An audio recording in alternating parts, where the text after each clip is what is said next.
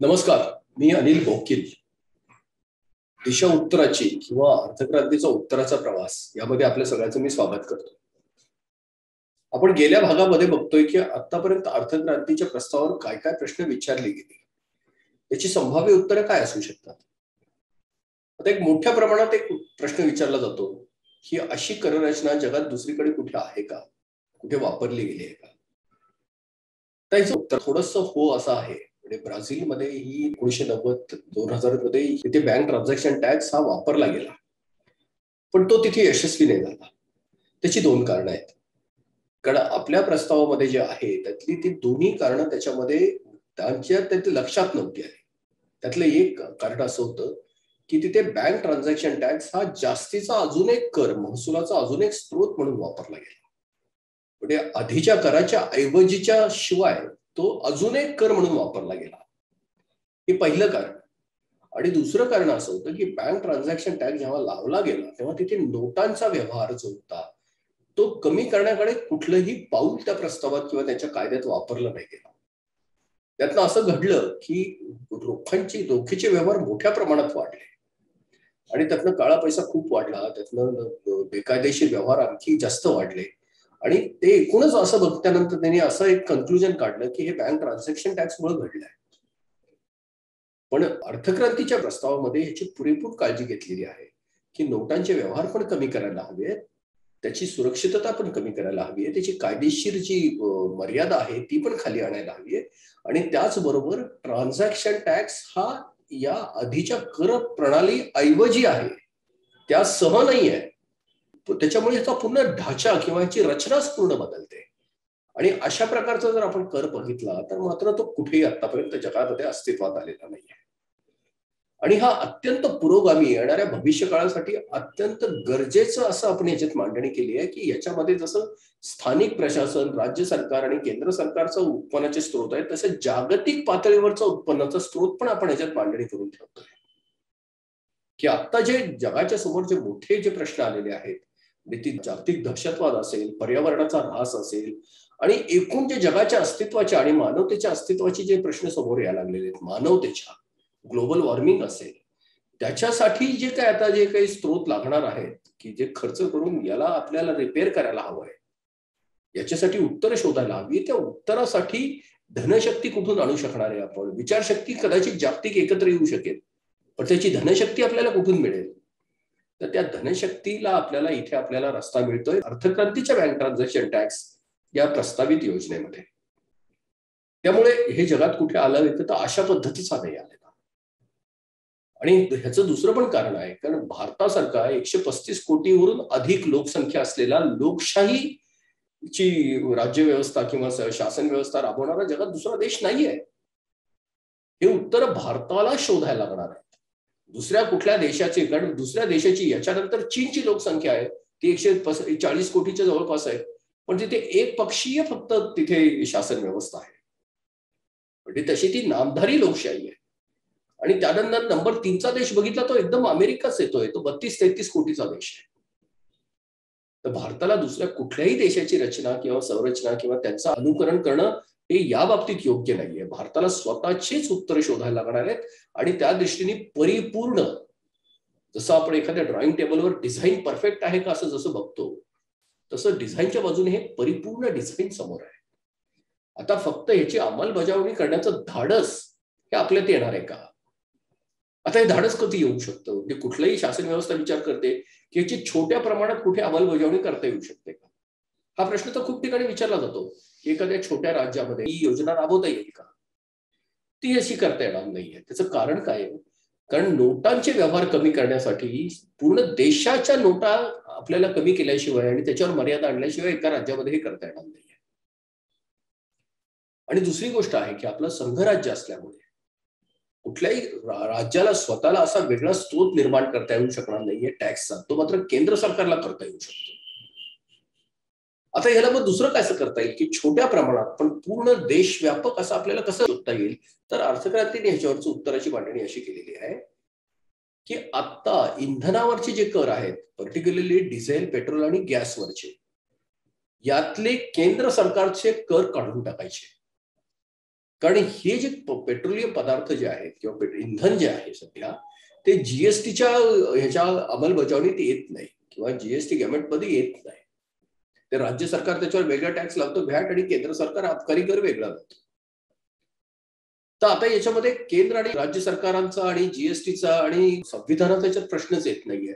केंद्र सरकारने फक्त डिझेल आणि पेट्रोलवरचा अबकारी कर काढून टाकायचे. म्हणजे केंद्र सरकारचे सगळेच कर काढून टाकायचे. अबकारी म्हणण्यापेक्षा सगळेच कर काढून टाकायचे. राज्य सरकारचं त्याच्यावर ऑब्जेक्शन असायचं कारणच नाहीये. आणि ते काढल्यानंतर देशव्यापी बँक ट्रान्झॅक्शन टॅक्स हा टॅक्स लागू करायचा. तो पूर्ण नाही, छोट्या प्रमाणात, जसं 0.3%. आपण आता एरवी 2% उदाहरणासाठी सांगतो, आता इथे आपण 0.3% उदाहरणासाठी घेऊया. म्हणजे 100 रुपयावर 30 पैसे. आताच्या परिस्थितीत आपण ह्याला कोविड टॅक्स पण म्हणू शकू, करोना टॅक्स पण म्हणू शकू. आता काय होईल की डिझेल आणि पेट्रोलवरचे जर केंद्राचे कर निघून गेले तर डिझेल, पेट्रोल आणि इंधनाचा गॅस ह्याची एकदम किमती खाली येतील.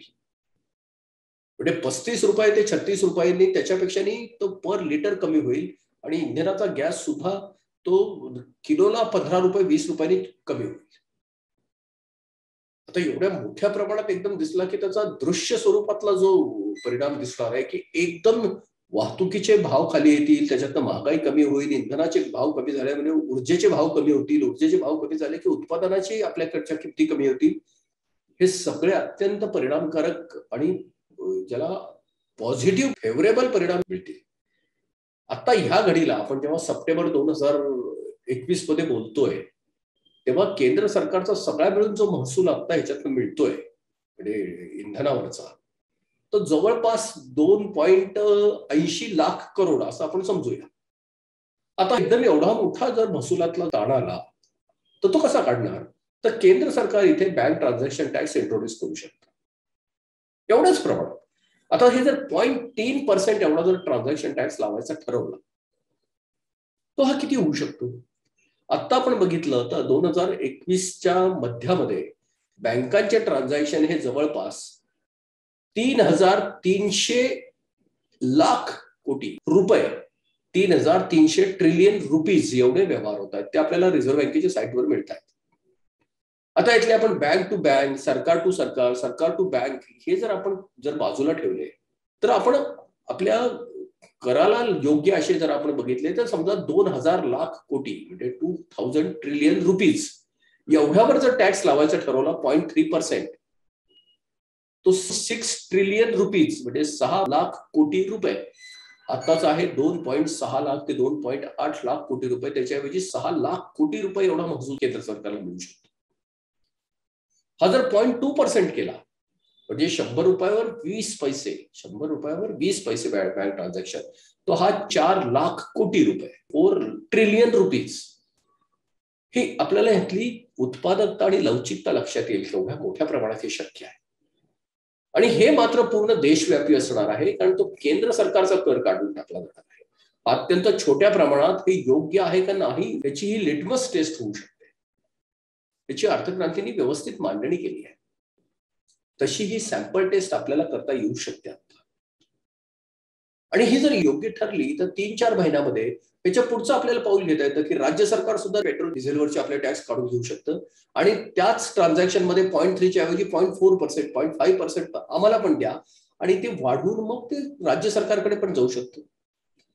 त्याच्या पुढची पातळी अशी होऊ शकते, पायरी असू शकते की जेव्हा जीएसटीचे रेट सगळेच काढून टाकले जाऊ शकतात. 12% आणि 5%, 18%, 28% काढून टाकले जातील. सगळ्यात मोठा दर जो असेल तो 12% असेल आणि नंबर 2चा 5% असेल. म्हणजे त्यातली कॉम्प्लेक्सिटी कमी होईल आणि बँक ट्रान्झॅक्शन टॅक्स थोडासा वाढवला जाईल. त्याच्या पुढच्या टप्प्यामध्ये इन्कम टॅक्सचं जे लिमिट आहे ते समजा 10 लाख रुपयापर्यंत वार्षिक किंवा 15 लाख रुपये वार्षिक पर्यंत शून्य करता येईल. जिथे मध्यम वर्ग, मध्यमवर्गीय बाहेर पडेल थेट टॅक्सेशनच्या याच्यातनं. त्यात खूप मोठा फायदा मध्यम वर्गाला आणि मध्यमवर्गीयाला होईल. आणि तेव्हा बँक ट्रान्झॅक्शन टॅक्स आणखी थोडा वाढवता येईल. आणखी असं काही वर्षानंतर इन्कम टॅक्स पूर्ण काढता येईल, जीएसटी पूर्ण काढता येईल. ते काळाच्या योग्य वाटचालीमध्ये आणि प्रशासनाच्या योग्य निर्णयाने त्याच्या ह्याच्यातनं आपल्याला तो भविष्यात ते हे नक्की आपण तिथे पोहोचू शकतो. पण याचं पहिलं पाऊल टाकणं आता सोपं आहे. फक्त इंधनावरचे कर काढून टाकायचे केंद्र सरकारचे, त्याच्यामुळे घटनेला कुठेही धक्का लागणार नाही आणि अत्यंत व्यवहार्य अशा बँक ट्रान्झॅक्शन टॅक्सची आपल्याला स्थापना करता येऊ शकते. आता तिसऱ्या याच्यात असं विचारलं होतं की हे सगळं करणारी राजकीय इच्छाशक्ती आहे का? अर्थात हा सगळा प्रश्न इच्छाशक्तीचा नाहीये. ह्या सगळ्या गोष्टी घडणार आहेत, त्या पॉलिटिकल विलनी होण्याची शक्यता किती आपल्याला माहित नाहीये, पण पॉलिटिकल कंपल्शननी मात्र ह्या गोष्टी निश्चित होऊ शकतात. आज जसं आपण बघतोय की आरक्षणाचे मुद्दे येताना सरकारला त्या भूमिका घ्यायला लागतात, कारण लोकभावनेचा प्रक्षोभ बघितल्यानंतर सरकारला भूमिका बदलायला लागते. ते कुठल्याही पक्षाचं सरकार असेल, सरकारला नव्हतं घ्यायला लागतंय. आज जशी इंधनाची भाव वाढायला लागलेली आहेत, लोकांच्या मध्ये आक्रोश यायला लागलेला आहे, तर सरकारला यावरची निश्चित अशी विचार करणे, याच्या बाजूने विचार करायला लागेल की आपल्याला बँक ट्रान्झॅक्शन टॅक्स लागू करता येऊ शकतो का, याच्यावर निश्चित विचार करायला लागेल. फक्त ह्यासाठी एकच करायला लागेल की जनतेतनं मागणीचा रेटा वाढायला लागेल. आज होतंय काय, आज मोठे मोठे विश्लेषक, विचारवंत हे प्रश्नाची मांडणी खूप खोल करतात, पण उत्तराच्या बाजूने आवाज वाढवणं हे मात्र आपल्यासारखे सामान्य माणूसच आपण ते करू शकतो. आणि आपल्या जर सामान्य जनतेने ह्या बाजूने जर आपला आवाज वाढवायला सुरुवात केली, तर हे निश्चित सरकारला स्वीकारायला लागेल. हा प्रश्न सरकारच्या इच्छाशक्तीचा राहणार नाही, सरकारवर येणाऱ्या दबावाचं उत्तर मिळेल. मला असं वाटतं की ह्या सगळ्या प्रश्नांना आपले उत्तर बऱ्यापैकी मिळालेले असतील. याच्या पुढे अजून काही प्रश्न वाटले तर तुम्ही जरूर खाली कॉमेंट्स मध्ये मला हा प्रश्न विचारा, त्याचे आपण उत्तर देण्याचे आपण निश्चित प्रयत्न करूया. धन्यवाद.